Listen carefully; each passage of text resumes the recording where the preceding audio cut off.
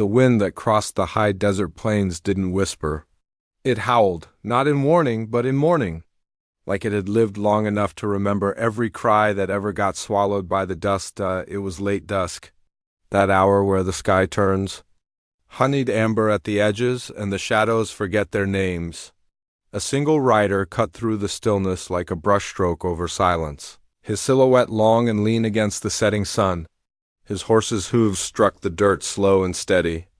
Like a clock that didn't much care if the day ended or not, he wore his coat like a second skin, dark, frayed, and heavy with time. The brim of his hat dipped low, casting half his face in shade. There was something about him that looked more like part of the land than a man. Dust had claimed his boots. Loneliness had claimed everything else. 12 years alone will do that. They called him the ghost rancher, though he never much cared for names. Not since he buried the last ones that mattered to him, a wife with candlelight in her eyes, and a son he held only twice before fever took him under. The land hadn't changed. But he had, where once he built a home with hands eager and foolish. Now he just kept the roof from falling in. Where once he sang under his breath while he mended fences, now he rode in silence. He talked to his horse more than any soul. Not for answers, just to remember the sound of his own voice. Today he was coming back from the southern trading post, saddlebags heavier than usual, beans, cloth, bullets. Not because he needed much, just because winter was cruel and predictable. Like life, he could have taken the shorter path home. But something pulled him off course like it often did these days. As if he was chasing ghosts he didn't believe in. So he turned off the known trail, letting his horse wander toward the old missionary route that hadn't seen travelers since the war. The light dimmed to blue. The wind picked up again, and that's when he heard it faint, not words. Not wind. Weeping. He pulled the reins, heart stalling in his chest. The sound was barely there, fragile like glass in a thunderstorm. He scanned the brush, juniper, sage, a scorched tree stump or two, until his eyes landed on the shape of something that shouldn't be there. An old wagon, burnt out and broken, its canvas torn, blackened ribs exposed. It looked like a carcass. Long dead, left behind by time. But beneath it, movement. He slid off his horse slow, one hand resting near his holster. The weeping stopped.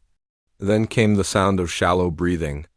Fear breathing. He stepped closer, boots crunching softly over the dry earth. That's when he saw them. 6 of them. Children. Huddled close together under the remains of the wagon, pressed into one another like roots growing from the same wound. Bone thin, dust-caked, their eyes caught the dying light like animals at the edge of starvation. Wide and waiting, the oldest was a girl. 13, maybe. She sat with her back against the splintered wood, legs folded beneath her like a prayer. Her arms wrapped tight around something, a worn Bible, its cover cracked and flaking, clutched so tight it looked like it was holding her up instead. The others were quiet. A set of twins, thin as fence rails, curled on either side of her, a smaller boy with eyes that didn't blink. A toddler in a dress too big for her frame.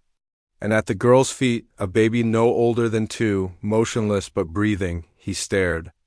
They stared back. No one moved. He felt something in his chest creak, like a door long rusted shut. Memory flooded in like wildfire. His boy had been that small once. His wife had held a Bible too. He should have turned around. Should have left. This wasn't his burden, but then the girl looked up, slow and sure. Her voice was like dry wheat. Fragile, but unshaken. We prayed, she said. Didn't think anyone would come. No begging, no tears now. Just truth spoken quiet. Like she knew not all men could carry the weight of a miracle, but maybe, just maybe, he could. He took off his hat, held it to his chest. There were no words worth saying, not really. Nothing that would make sense of this world, of why it burned wagons and left babies in the dirt. But he said what he meant. Ain't nobody should be left talking to God all alone. The house wasn't ready for children. It had rooms, sure. Walls that stood straight and floorboards that mostly held. A roof that leaked in just one corner when the rain fell sideways. But it wasn't ready, not really. Not for this. They arrived. In silence, 6 shapes on horseback, bundled in borrowed coats and burlap, too tired to ask where they were going, too starved to care. The wagon where he'd found them was buried by nightfall, a wooden grave for the memory of whatever horrors had left them stranded. The ranch lay quiet under the watchful eye of the hills. The porch groaned like it hadn't seen Wade in a long time. The front door creaked like it remembered someone else's hands. He opened it slow. The children stepped in even slower, one by one, like strangers crossing into another life. The eldest girl paused at the threshold, her fingers still curled tight around that Bible, the kind of grip a person develops when it's the last thing they got. They didn't speak, just looked around like ghosts stepping into someone else's dream. Dust danced in the pale light from the window. The air smelled like cedar and something old, not bad, just forgotten. He showed them where the cot was. Only one hadn't needed more. The girl said nothing, just gathered the youngest ones and laid them down like she'd done it 1,000 times. The baby whimpered once, then buried her face in the girl's neck. The twins curled beside each other, shoulder to shoulder. The mute boy lay closest to the door. He stood in the hallway for a long while, unsure what to do with his hands. Then he turned and walked back out to the barn. That first night he didn't sleep, just sat with his back against a post, boots still on, coat around his shoulders. His horse shifted now and then, nuzzled the side of his face once, but otherwise the barn stayed still.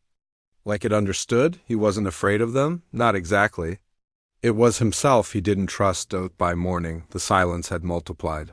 The children were awake but said nothing.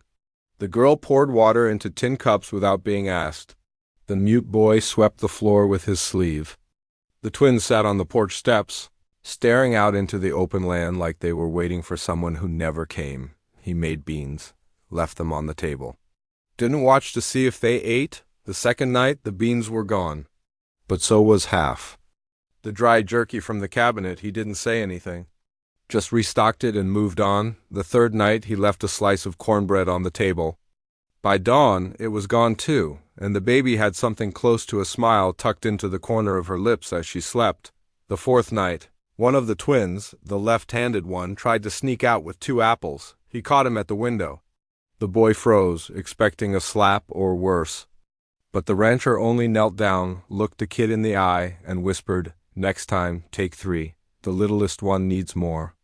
The boy blinked, then nodded once and ran back to bed, apples still in hand. By the 5th day, he'd learned their rhythms. The girl, whose name was Ruth, though she only said it once, moved like a mother, not a child. Woke before dawn, washed what clothes they had with well water, braided the little one's hair.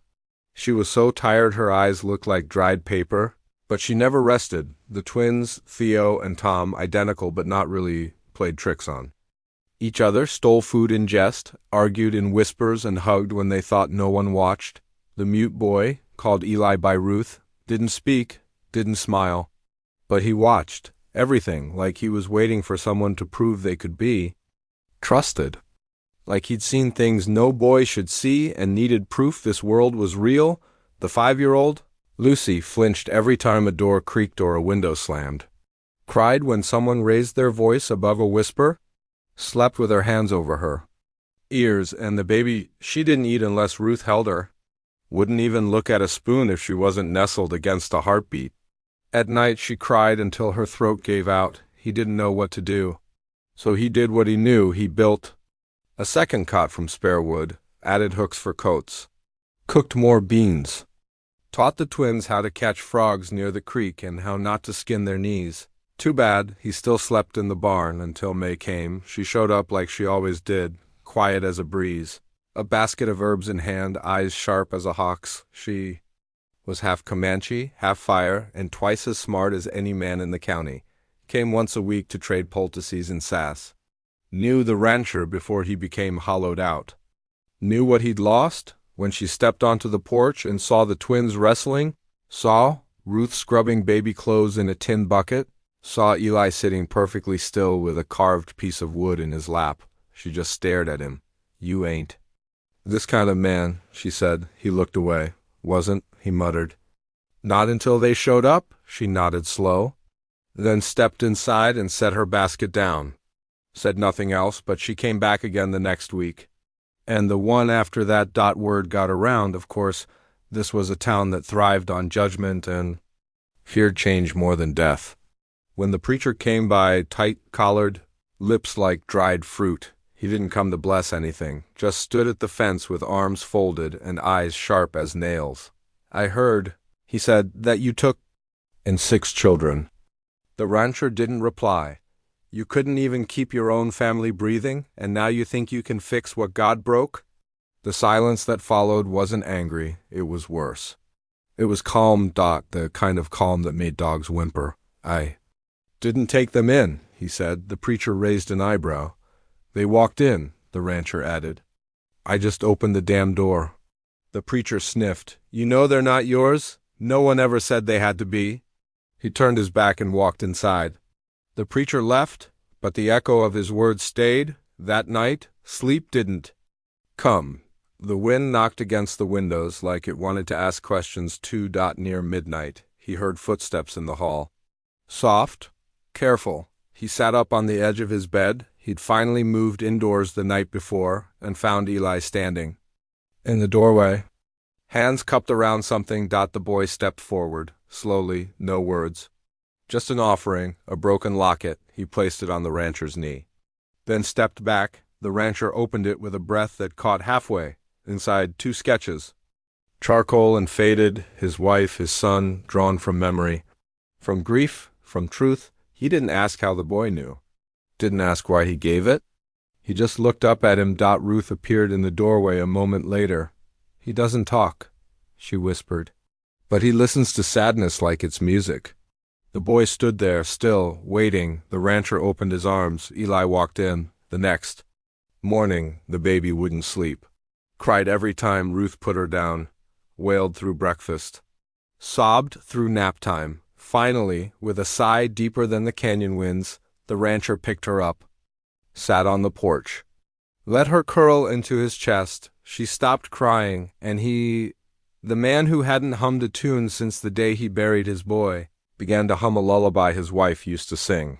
The baby slept. And somewhere inside that old, splintered chest of his, something else began to wake up too. It began with whispers, whispers that rolled down from the church house and settled into the saloon, whispers that echoed across pews and onto porches. They didn't shout, didn't scream. No, they did worse. They wondered, what's he doing with 6 of them? Isn't that the man who buried his own child? Why now? Why them? The rancher heard none of it directly. But out here, you can feel when you're being watched, when the wind starts carrying questions instead of dust. Even the postmaster, who once just handed him coffee beans and kept his mouth shut, now lingered too long on the weight of his basket. Then came the preacher. Again. This time, he didn't come to stand at the fence. He walked straight onto the porch with a stiff collar and righteousness in his spine. The children were inside, Ruth teaching Lucy how to fold laundry, the twins pretending to wrestle, Eli carving silent birds from firewood. The rancher stood on the porch, hands in his coat, hat tipped low. "You've done enough." The preacher said plainly, "I didn't do anything," the rancher replied, voice dry. "They were already broken when I found them." "That's exactly my point," the preacher snapped. "You're not fit to heal what the Lord saw fit to test." The rancher said nothing. "Orphans are God's burden," the preacher added. "Not yours." A long silence settled between them like fog. Then the rancher spoke, slow and soft, like thunder just beginning to grumble. "Funny thing about burdens, preacher, they don't care whose back they break." By the next week, the whispers had reached the town council. Men in polished boots who never raised a child but made rules for them anyway. A letter arrived, neatly folded, cold as bone. A representative was coming. To assess the children's welfare. To relocate them legally to a proper orphanage in Uma. Overcrowded, yes. Underfunded, maybe. But sanctioned, state-run. Accountable, the letter was signed with ink that smelled like oil. When he read it, Ruth didn't flinch. She just looked up and asked, "Do we have to go?" He looked at her, those tired, glass-bright eyes that had seen too many seasons of grief, and still stood straight. And he lied, "Not if I can help it." May came 2 days later, sharp eyes and windblown braids trailing behind her. She saw the paper on the table before anyone said a word, picked it up, read it, sighed through her teeth, then she stepped out onto the porch and waited. He joined her. The sky was bruising with storm. Clouds. The kind that don't ask permission, they just take. The wind carried the smell of metal. Something was coming. They're gonna take them, he said, almost to himself. May didn't look at him. Just stared out over the field. You ever bury a heartbeat and try to live with the silence after? She asked. His breath caught. Yes. Then you already know, she whispered, that healing don't come through silence. She turned to him, her voice steady and bone deep. These children, they're not your second chance. They're your only chance to stop dying while alive. He nodded. Too slow, too late. The sheriff showed up the next morning. Not in a rush. Not angry. Just official. Rode in on a bay marais with a dusty badge and eyes that didn't quite meet yours. He had 3 papers in his satchel, all signed, sealed, and co-signed. Orders from the county judge affirming the transfer of custody. The children were to be removed within 72 hours. Escorted to Yuma, 3 days. The sheriff handed him the envelope like it was a funeral notice. I don't like it either, he muttered. The rancher didn't answer. The children didn't ask questions. They just went quiet again, like they'd rehearsed this scene before, maybe a dozen times. Maybe more. By sundown, Ruth was folding clothes that didn't belong in suitcases. Lucy held her doll tighter than ever. The twins whispered while staring out the window like they were measuring how far they could run. And if it would matter. Eli sat still, carving. The birds were smaller now, fragile. And the baby didn't cry, not that night. Not once, just clung to Ruth's hip like her body knew more than her mind could say. By the second day, half the house was packed. Neat piles by the door, tin cups in the satchel, small boots lined up in order. They weren't resisting. They weren't even protesting. They were preparing, because when you're an orphan, you don't belong to the land, or the house, or even the person who fed you last. You belong to movement. You belong to departure. But Lucy, tiny, wide-eyed, afraid of every door. Lucy whispered it as she sat by the stable with one hand on the mare's leg. Will the horses miss us? The rancher's throat tightened. He turned away. That night, he rode. Not far. Just a mile out. To a place no one visited anymore? Not since the fire. The old church sat with half its roof caved in and pews scattered like broken teeth, ash still. Clung to the altar like it had nowhere else to go. He dismounted, walked slowly through the blackened doorway. His boots crunched on cinders. His fingers traced the edges of a singed hymn book. And then, there near the back wall, the place where he buried the box, his sun had been light. Too light. Like the sickness had taken all but his shadow. He knelt down, hands trembling, breath tight in his chest. I couldn't save him. He said to no one, to everyone, to the void. I did everything right, and he still died. He pressed his forehead to the dirt. But I can save them. A storm cracked far off in the hills, a low rumble, then another. I will. By dawn he was back on the porch, eyes hollow but hands steady. May was already there, wrapped in a woven shawl, sipping coffee like she had nowhere else to be. He handed her the orders. She didn't open them. I saw the firelight on the ridge, she said. He nodded. What now? She asked. He looked out. Across the field, the barn, the hills beyond. They'll have to drag me off this land before I let them take those kids. The dawn broke gold. Soft as a prayer, wide as a promise. The kind of morning that arrives slow and sure, not in a rush to start anything, but certain something's about to end. The ranch was quiet, but not still. Inside the cabin, small boots were laced, shirts tucked, hair brushed neat with trembling fingers. Ruth tied a blue ribbon around Lucy's braid, even though the girl wouldn't stop crying. Not out loud, just from her eyes. Silent tears. The kind you learn to let fall without breaking. Your breath? The twins, Theo and Tom, stood by the window. Identical frowns etched across faces too young to be that serious. Eli had carved a new bird the night before. He left it on the table, wings spread, mouth open like it had something to say but knew no one would listen. And the baby, well, she clung to Ruth's dress like she knew the weight of leaving. Like even at 2 years old, she understood what it meant when a man packs all your shirts without looking you in the eye. But the rancher, he wasn't packing. He stood on the porch, coat clean, boots polished, hat firm on his head. Rifle slung but not loaded. His stance wasn't defiant. It was ready. The children stepped out beside him one by one, dressed like Sunday had come early. They lined up without a word, each hand sliding into the next, until 6 small fingers curled. Together, anchored to the man who refused to call them a burden, they looked like one body. One soul. The wind moved gently across the plain. And then, in the distance, came the riders. The sheriff came first, hat low, eyes softer than yesterday but still carrying the badge that meant he didn't get to choose. Behind him, a gray wagon with 2 officers in clean uniforms and grim expressions. And behind them, the crowd. Dozens now. Townsfolk with arms folded and mouths set. Some came to watch, others to whisper, a few to protest. The preacher was among them, lips pressed tight like he'd swallowed something sour and couldn't spit it out. The wagon rolled to a stop 20 yards from the porch. The sheriff dismounted. Letter in hand, he looked at the children, then at the rancher. Something flickered across his face, not pity. Recognition. He opened his mouth, then stopped, before he could speak. Ruth stepped forward. She didn't shake, didn't blink. Her voice, quiet but clear as glass. We're not orphans anymore. That's when May stepped out from the barn, wrapped in her shawl, basket under one arm, a rolled parchment in the other. She didn't hurry, just walked through the dust like it bowed beneath her. She handed the paper to the sheriff. It's from your predecessor, she said. The preacher before this one, dated 17 years back. The sheriff unrolled it. His eyes scanned the ink, paused. Read it again. May kept speaking. It's a land deed, issued to this ranch for the purpose of sanctuary.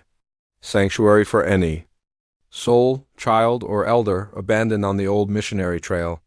Valid until revoked by county clerk, which it never was. She turned to the preacher, now flushed and fuming. Your church signed it. You held the pen. The sheriff looked up. His jaw moved, but no words came. The officers behind him shifted. Unsure now, the preacher stepped forward, trying to regain control. That paper's outdated. He stopped mid-sentence because Eli Small, silent, watching, had walked toward him. In his hands, he held the broken locket, the one with 2 faces inside. The boy stood before the preacher, eyes unwavering. Then, slow and deliberate, he placed the locket in the preacher's hand. He doesn't talk, Ruth whispered again, but he listens to sadness like it's music. The preacher opened the locket, saw the sketch, the wife, the baby, the firelight memory of a man who'd once lost the very thing he now stood here protecting. Ruth's voice came next, soft, but full of steel. This man lost everything. Still, he gave us a home. If that ain't holy, what is? The preacher looked at the children, at the man, at the land behind them that was blooming, faint but real, from seed to soil to hope. And something inside him, something he'd buried under scripture and silence, broke open. He turned to the sheriff. Walk away, he said. No one spoke, not for a long while. Then the sheriff folded the paper slowly, tucked it back into his jacket. He nodded once, mounted his horse, and rode away. The crowd scattered, some in shame, some in awe. A few still whispering, but no longer certain of anything. May stepped beside the rancher, quiet and firm. She didn't smile, didn't cry. She just looked up and whispered, some hearts don't get second lives. Yours just did. 3 months later, the house was full of music. Not the kind with fiddles or pianos, but the kind that comes from feet pounding across the floor, from wooden spoons clanking against pots, from chickens flapping wildly while a 5-year-old in a too-big sun hat tried to herd them like cows. The twins rode bareback across the field like wildfire in motion.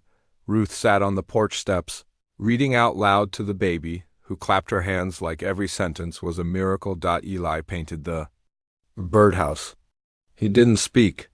Still didn't, but he smiled now, sometimes, and that was enough. The rancher sat on the rocking chair. Boots propped on the rail, baby asleep on his chest, one small fist curled against his shirt. He watched the wind dance in the wheat.